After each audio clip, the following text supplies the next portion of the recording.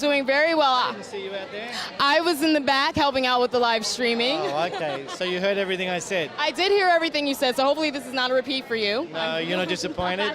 No, I loved everything you said. In fact, my biggest question was, you're a huge thespian. Your background is very large in the theater. You're managing currently the Stellar Adler Theater right now. Right. How would you say that being an actor, having that background affects your directing style, the way that you direct and the way you approach projects? Well, I think going to Stella Adler was a huge thing because it's a theater school. She's the most famous acting teacher ever in America. Do you know who she is? Of course.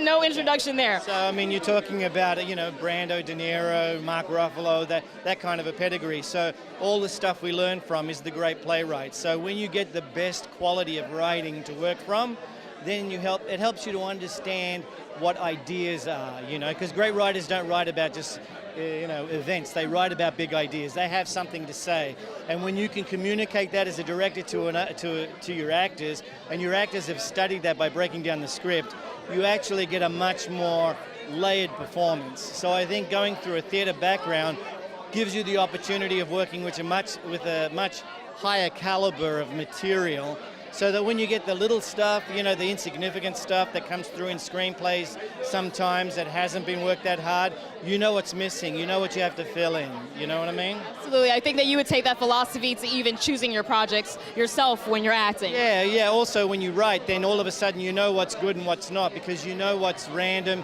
and what has got